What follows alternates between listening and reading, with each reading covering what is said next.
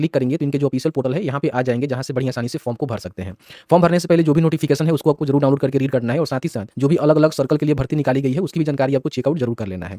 यहाँ पे देखेंगे अलग अलग सर्कल का जो है नेम दिया गया है, तो यहाँ पे देख लीजिएगा बहुत सारे अलग अलग सर्कल जैसे स्टेट है जिसके लिए भी आप फॉर्म भरना चाहते हैं, फॉर्म को भर सकते हैं, लेकिन वहाँ का जो भी लैंग्वेज होता है वो आपको आनी चाहिए, लोकल लैंग्वेज, क्योंकि इसका जो है टेस्टिंग भी की जाती है। मान लीजिए आप बिहार से हैं तो बिहार में देखेंगे तो हिंदी जानते हैं तो फॉर्म को भर सकते हैं, किसी भी स्टेट से आते हैं तो भर सकते हैं, कोई भी दिक्कत नहीं है। यहाँ पे देखेंगे 783 पदों पे जो है भर्ती निकाली गई है, जिसमें कौन से कैटेगरी में कितनी पोस्ट है इसकी जानकारी आप यहाँ पे चेकआउट कर सकते हैं।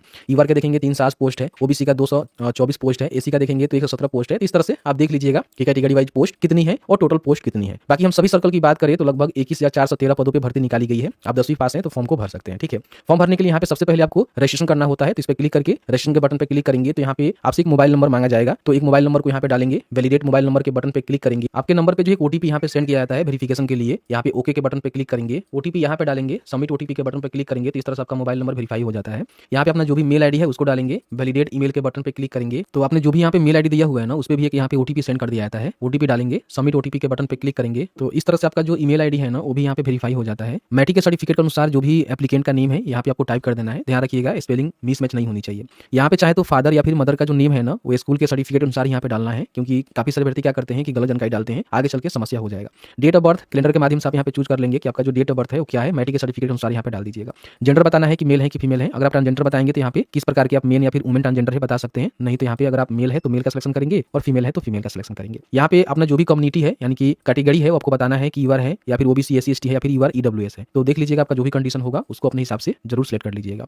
आपने जो भी 10वीं पास किया हुआ है वो कौन से स्टेट से सर्कल से पास किया हुआ है इसकी जानकारी आप यहाँ पे बताएंगे। बेसिकली हम बिहार से हैं तो बिहार से पास किए हुए हैं तो बिहार की जानकारी बताते हैं।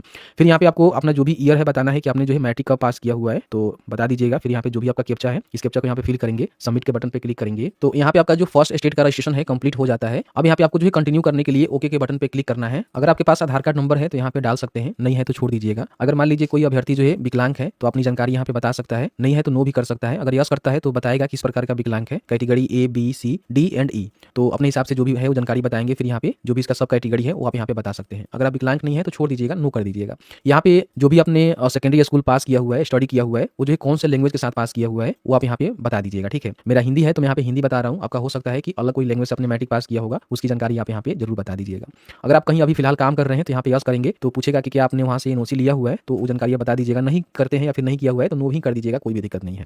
यहाँ पे अपना जो भी फोटो सिग्नेचर वो आपको अपलोड करना है। तो सबसे पहले हम फोटो के रिगार्डिंग बताते हैं, तो आपका जो फोटो का साइज होनी चाहिए 50 के बी से कम होनी चाहिए, 200 DPI में 200x230 पिक्सल में होनी चाहिए, ठीक है, जेपीजी फॉर्मेट में। इसको बनाने के लिए अपने कंप्यूटर के ब्राउजर में सर्च करना है IM Resizer, तो आपके सामने imresizer.com का जो ऑफिशियल वेबसाइट है देखने को मिलेगा। यहाँ से जो है फोटो का सिलेक्शन कर लेना है, इस तरह से फोटो आपके सामने आ जाएगा। यहाँ पे क्या करना है कि 200 और यहाँ पे 230 आपको डालनी है और इसको जो है पिक्सल में कर देना है। जेपीजी में रहने दीजिएगा। यहाँ पे 50 के बी से कम चाहिए तो 40 के बी हम डाल देते हैं। डाउनलोड के बटन पे क्लिक करेंगे तो आपका जो फोटो है ना इस तरह से डाउनलोड हो जाता है और देखेंगे 23 के बी में आपको जो है बनाकर यहाँ पे दे दिया हुआ है। इसको अपलोड करने के लिए यहाँ पे आएंगे, चूज फाइल के बटन पे क्लिक करेंगे तो जो यहाँ पे अपलोड हो जाता है। कहीं भी किसी प्रकार की कोई समस्या क्रिएट हो रहा है तो आप हमें बता दीजिएगा, उसके लिए हम अलग से वीडियो लाएंगे।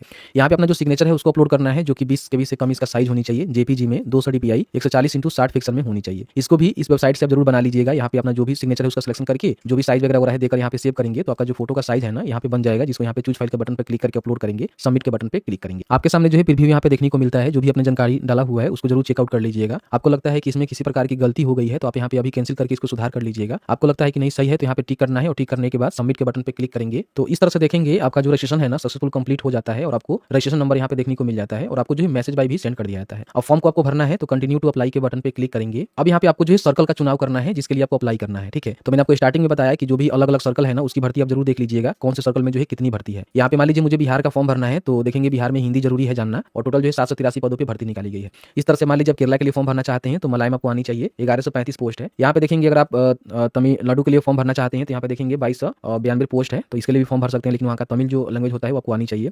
उत्तर प्रदेश में भरना चाहते हैं तो यहाँ पे देखेंगे लगभग जो है 3004 पोस्ट रखे गए हैं। अगर आप हिंदी जानते हैं तो फॉर्म को भर सकते हैं। तो इस तरह से अलग अलग जो सर्कल है ना आपको देखने को मिलेगा। तो जिस भी सर्कल के लिए आपको फॉर्म भरना है उसका सिलेक्शन यहाँ पे करेंगे, सबमिट के बटन पे क्लिक करेंगे तो आपके नंबर पे जो है ओटीपी सेंड किया जाएगा। ओके के बटन पे क्लिक करेंगे तो यहाँ पे आपको ओटीपी डालना है, यहाँ पे कैप्चा को जो है फिल करना है, नेक्स्ट के बटन पे क्लिक करना है। अब यहाँ पे आपके सामने जो है कुछ इस तरह से इंटरफेस आपको देखने को मिलेगा। जो भी आपने जानकारी फिल करते समय जानकारी दिया हुआ है वो आपको यहाँ पे देखने को मिलता है। यहाँ पे अपना जो भी एड्रेस का डिटेल्स है ना वो आपको फिल करना है, जिसमें कम्युनिकेशन एड्रेस यहाँ पे डालेंगे और आपका परमानेंट एड्रेस अगर सेम है तो आप इसको टिक कर देंगे तो दोनों ठीक हो जाएगा, अलग अलग है तो अलग अलग फिल करेंगे। यहाँ पे अगर आपका हाउस नंबर या फिर अपार्टमेंट नंबर, डोर नंबर है तो आप यहाँ पे दे सकते हैं, नहीं है तो नोट एप्लीकेबल यानी कि इन्हें कर सकते हैं। एसटीडी यहाँ पे बताएंगे, सिटी विलेज यहाँ बताएंगे, पंचायत मंडल डिस्ट्रिक्ट यहाँ पे लिखेंगे और पिन कोड यहाँ पे लिखेंगे, ठीक है। और सेम है तो सेम करिएगा, नहीं तो अलग अलग यहाँ पे भर दीजिएगा। अब यहाँ पे आपने जो भी 10वीं पास किया हुआ है, बिहार से पास किया हुआ है, 2012 में आपने पास किया हुआ है, जो कि आपने पहले ही जानकारी दिया हुआ है। अब आपको बोर्ड बताना है कि आपने जो है कौन से बोर्ड से पास किया हुआ है। तो जैसे कि मान लीजिए बिहार से हैं तो बिहार स्कूल एग्जामिनेशन बोर्ड से आपने पास किया है 50 अंकों के साथ, तो यहाँ पे आपको देखने को मिल जाएगा। बिहार स्टेट मदरसा एजुकेशन बोर्ड से आपने पास किया है 12 अंकों वाला, तो आप यहाँ बता सकते हैं। या फिर और भी बहुत सारे यहाँ पे देखेंगे बोर्ड है जहाँ से भी आपने पास किया हुआ है, उसकी जानकारी यहाँ पे सेलेक्ट करेंगे, ठीक है। यहाँ पे रिजल्ट टाइप में आपको जो है मार्क ही देखने को मिलेगा, क्योंकि देखेंगे बिहार में जो है 50 मार्क वाला ही होता है, इसमें सीजीपीए नहीं चलता है, ठीक है।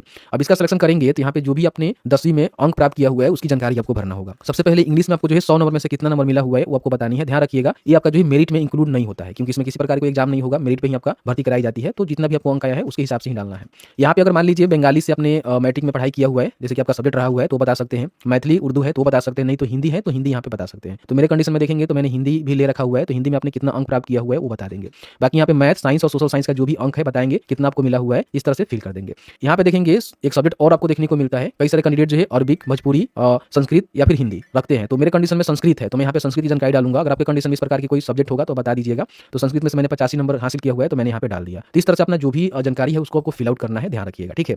यहाँ पे आपको फिल करने की आवश्यकता नहीं है, ठीक है, इसको छोड़ दीजिएगा। सेव एंड कंटिन्यू के बटन पे क्लिक करना है। यहाँ पे पूछेगा कि क्या आप इसको सेव करना चाहते हैं, कंटिन्यू करना चाहते हैं, तो आपको ओके यहाँ पे कर देना है, ठीक है। इस तरह से देखेंगे आपके सामने अब यहाँ पे डिवीजन जो है बताने का ऑप्शन खुल के आ जाएगा कि आप जो है कौन से डिवीजन के लिए अप्लाई करना चाहते हैं। तो जो भी सर्कल का सिलेक्शन करेंगे उसमें अंतर्गत जो है कई सारे डिवीजन यहाँ पे आपको देखने को मिलता है, तो आप यहाँ पे इसकी जानकारी निकाल सकते हैं। यहाँ पे इनका ऑफिशियल पोर्टल पे आएंगे तो यहाँ पे देख सकते हैं कि अलग अलग जो है डिवीजन यहाँ पे जानकारी दिया गया है। जैसे कि मान लीजिए सर्कल है, ठीक है, बिहार का में फॉर्म भरना है तो हम बिहार पे क्लिक करेंगे तो यहाँ पे देखेंगे कई सारे जो है डिवीजन है, ठीक है। तो जिस भी डिवीजन के लिए आपको फॉर्म भरना है उसकी जानकारी आपको यहाँ पे देखना होगा। जैसे कि मान लीजिए मुझे गया का फॉर्म भरना है तो हम यहाँ पे गया का सिलेक्शन करेंगे, देखिए यहाँ पे, ठीक है। और व्यू पोस्ट के बटन पे क्लिक करेंगे तो यहाँ पे देखेंगे गया के अंतर्गत अलग अलग जो ब्रांच ऑफिस होता है, पोस्ट ऑफिस होता है, वहाँ पे भर्ती यहाँ पे निकाली गई है, जिसकी जानकारी यहाँ पे दी गई है।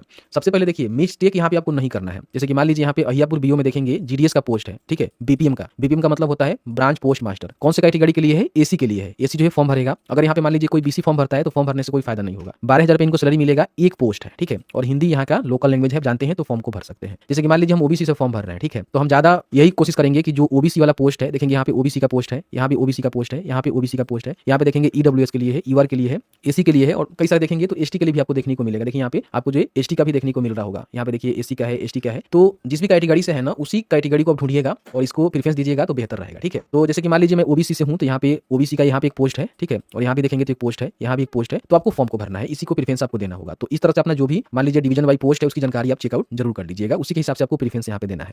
तो मुझे मान लीजिए गया के लिए फॉर्म भरना है तो मैं यहाँ पे गया डिवीजन का सिलेक्शन कर लेता हूँ। अब यहाँ पे पूछेगा कि गया डिवीजन में आप जो है कौन से पोस्ट ऑफिस को प्रेफरेंस फर्स्ट में देना चाहते हैं और किसको सेकंड में प्रेफरेंस देना चाहते हैं। देखिए यहाँ पे देखेंगे तो अंगरा बीओ में जो है भर्ती निकाली गई है, जीडीएस एबीपीएम का पोस्ट है। एबीपीएम का मतलब होता है असिस्टेंट ब्रांच मैनेजर और बीपीएम का मतलब होता है ब्रांच पोस्ट मैनेजर। और इसमें देखेंगे तो कहीं कहीं जो है डाक सेवक का भी भर्ती आपका देखने को मिलेगा। जैसे मान लीजिए मैं जो यहाँ पे ओबीसी से हूँ तो यहाँ पे देखूंगा कि मुझे जो है ओबीसी का यहाँ पे एक पोस्ट अच्छा लग रहा है तो मैं इसको एक में इस तरह से प्रेफरेंस दे सकता हूँ, ठीक है। दूसरा भी यहाँ पे ओबीसी का एक बीपीएम का पोस्ट है दूसरे किसी देख सकते हैं पोस्ट ऑफिस में, तो इसको मैं 2 नंबर पे यहाँ पे दे दूंगा, ठीक है। 3 नंबर पर मैं इसको देता हूँ क्योंकि ओबीसी का पोस्ट है मेरे लिए बेस्ट रहेगा, ठीक है। और एक और ही है, इसको मैं 4 नंबर इस तरह से कर देता हूँ। फिर यहाँ पे पेज भी आपको दिया गया है, इस पे भगाएंगे, ठीक है। तो देखिए ओबीसी का यहाँ भी आपको देखने को मिलेगा, इसको मैं 5 नंबर पर कर देता हूँ, इसको मैं 6 नंबर पे कर देता हूँ, इसको मैं 7 नंबर पे कर देता हूँ, इसको मैं 8 कर देता हूँ, इसको मैं 9 नंबर पे कर देता हूँ। ये भी ओबीसी का है तो 10 डाल देता हूँ, ये भी ओबीसी का है तो 11 डाल देता हूँ यहाँ पे, ठीक है। उसके बाद यहाँ पे ईआर में भी चाहे तो फॉर्म को भर सकते हैं, ईआर में जो है सभी लोग फाइट कर सकते हैं। ओबीसी का भी पोस्ट है इसको मैं 12 नंबर पे डाल देता हूँ। फिर यहाँ पे पेज आगे कर लेता हूँ, ओबीसी में यहाँ पे मैं इसको 13 पे डाल देता हूँ, ठीक है। और इसको मैं 14 नंबर प्रेफरेंस दे देता हूँ, इसको मैं 15 पे दे देता हूँ, ठीक है। और भी पेज है देख लीजिएगा अपने हिसाब से, मैं इसको 16 कर देता हूँ, ठीक है। इस तरह से जो प्रेफरेंस है ना आपको देना है, ध्यान रखिएगा आप जिस कैटेगरी से हैं उसी कैटेगरी का प्रेफरेंस दीजिएगा, बेहतर रहेगा, ठीक है। मैंने यहाँ पे प्रेफरेंस दे दिया। अब यहाँ पे आपको जो डिक्लेरेशन देना है, यहाँ पे टिक करना है और टिक करने के बाद यहाँ पे सेव एंड प्रोसीड के बटन पे आपको क्लिक करके ओके के बटन पे क्लिक करना है। आपका जो फॉर्म है यहाँ पे सबमिट हो जाएगा। अब यहाँ पे एप्लीकेशन को जो है कंप्लीट करने के लिए जो भी इनका एप्लीकेबल फी पेमेंट है वो आपको करना होगा। तो ओके के बटन पे क्लिक करेंगे तो इस तरह से आपकी जानकारी यहाँ पे देखने को मिलेगा और आपके कंडीशन में कितना फी पेमेंट करना है यहाँ पे आपको जानकारी देखने को मिल जाएगा। मेक पेमेंट के बटन पे क्लिक करेंगे तो यहाँ पे आपका जो भी पेमेंट का गेटवे है खुल के आता है, जहाँ पे credit card, debit card, net banking, UPI, wallet, QR code जिससे भी पेमेंट करना चाहते हैं यहाँ पे अपना जो पेमेंट है वो कंप्लीट आप करेंगे, ठीक है। पेमेंट कंप्लीट करने के बाद कभी भी एप्लीकेशन का जो स्टेटस है चेक करना है तो यहाँ पे अप्लाई ऑनलाइन के बटन पे क्लिक करेंगे, एप्लीकेशन का जो स्टेटस है क्लिक करेंगे, यहाँ पे अपना जो भी रजिस्ट्रेशन नंबर है उसको डालकर ओटीपी के थ्रू अपना जो एप्लीकेशन का स्टेटस है चेक कर पाएंगे। और साथ ही साथ पेमेंट का स्टेटस चेक करना चाहते हैं तो फी पेमेंट वाले सेक्शन में जाकर यहाँ पे क्लिक करेंगे तो यहाँ से अपना जो भी एप्लीकेशन नंबर है उसको डालकर ओटीपी के थ्रू लॉगिन करके अपना जो एप्लीकेशन का स्टेटस के साथ पेमेंट का स्टेटस है वो भी आप यहाँ पे चेक कर सकते हैं। इस तरह से जो फॉर्म को भरना है